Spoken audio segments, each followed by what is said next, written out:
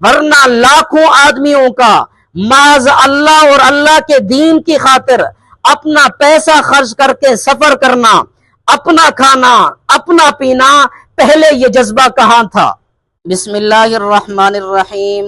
امید کرتا ہوں کہ تمام احباب ایمان و صحت کی بہت اچھی حالت میں ہوں گے۔ اللہ کریم آپ سب کو اپنی حفظ و امان میں رکھے۔ آج کی اس نشست میں ایک اعتراض کا جواب دینا مقصود ہے۔ لوگ ایک اعتراض یہ بھی کرتے ہیں کہ تبلیغ والے صرف فضائل بیان کرتے ہیں، مسائل نہیں بیان کرتے، اور دین درست ہوتا ہے مسائل سے۔ فضائل سننے کے بعد دل میں امنگ تو پیدا ہو جاتی ہے، مگر جب آگے مسئلہ نہیں معلوم ہوگا تو لوگ امنگ اور جذبات کی روح میں بہہ کر من گھڑت عمل شروع کر دیں، اور اس کا لازمی نتیجہ یہ ہوگا کہ لوگ بدعت کے اندر مبتلا ہوں گے۔ دیکھیں، لوگوں کا یہ کہنا کہ اس طرز عمل سے لوگ بدعت کے اندر مبتلا ہوتے چلے جائیں گے، اولاً تو محض احتمال اور امکان کی بات ہے۔ دیکھنا یہ ہے کہ واقعہ کیا ہے۔ 40 برس کے اندر کتنے لوگ بدعت کے اندر مبتلا ہوئے؟ رہا مسائل کا نہ چھیڑنا، اگر اس کا جواب یہ دیا جائے کہ ہم پہلے فضائل بیان کر کے دین کا جذبہ پیدا کرنا چاہتے ہیں، بعد میں مسائل چلائیں گے، تو یہ جواب غلط ہے، کیونکہ اتنے عرصے سے تبلیغ چل رہی ہے، کیا آج تک لوگوں کے اندر دین کا جذبہ ہی پیدا نہیں ہوا؟ اس کا صحیح اور بہترین جواب یہ ہے کہ تبلیغ والے صرف فضائل ہی تو بیان کرتے ہیں، مسائل سے انکار تو نہیں کرتے۔ کیا وہ یہ بھی کہتے ہیں کہ مسئلہ کسی سے نہ پوچھو؟ ہرگز وہ ایسا نہیں کہتے۔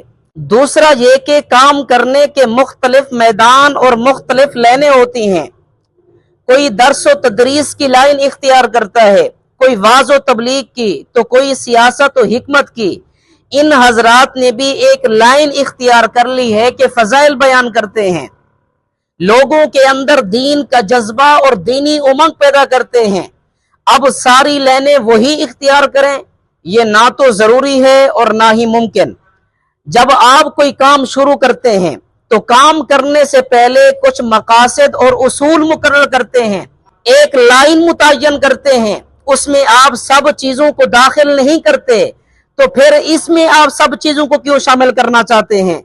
بہرحال اعتراض سن لینا چاہیے۔ کہتے ہیں کہ سوال آدھا علم ہے، اعتراض کو سن لینا چاہیے، باقی اپنے کام کرتے رہنا چاہیے، عمل ہی سب اعتراضات کا جواب ہے۔ بہرحال تبلیغ کا حاصل یہ ہے کہ لوگوں کے اندر دین کا جذبہ اور دینی امنگ پیدا کر دی جائے، اور جب امنگ پیدا ہو جاتی ہے تو آدمی جس لائن میں کام لینا چاہے تو وہ لے سکتا ہے۔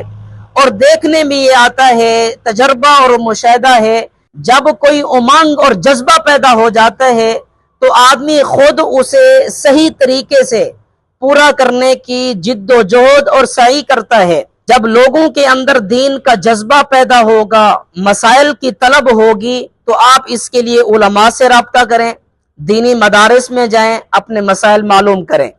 باقی کام میں نہ لگنا اور اعتراضات کا کرنا یہ ہیلا کرنے والوں کا کام ہے۔ جیسا کہ میں نے ابھی عرض کیا کہ ہر جماعت کا ایک نصب العین اور طریقہ کار ہوتا ہے، اب اس پر دوسری چیزوں کو لادنا کہ فلاں چیز کو بھی اس میں شامل کر لو، فلاں کو بھی شامل کر لو، یہ کسی طرح مناسب نہ ہوگا۔ جب ایک جماعت نے اپنا موضوع متعین کر لیا ہے تو آپ اسے اس پر کاربند رہنے دیں۔ بہرحال تبلیغ سے نفع ازہر من الشمس ہے، لاکھوں انسانوں کے دلوں میں دین کی امنگ اور طلب پیدا ہوئی ہے، اسی امنگ اور طلب کی وجہ سے کتنی بدعات ختم ہوئیں، ورنہ لاکھوں آدمیوں کا معاذ اللہ اور اللہ کے دین کی خاطر اپنا پیسہ خرچ کر کے سفر کرنا، اپنا کھانا، اپنا پینا، پہلے یہ جذبہ کہاں تھا؟ تبلیغ سے جو نفع پہنچا آپ اسے تو بیان نہ کریں، اور جو ان کا منصوبہ نہیں آپ اس کو اعتراض کی بنیاد بنائیں، یہ کوئی عقل مندی نہیں ہے، یہ کوئی اچھی اور مناسب بات نہیں ہے۔ اللہ کریم ہمیں بات سمجھنے کی توفیق نصیب فرمائے۔ وآخر دعوانا ان الحمد للہ رب العالمین۔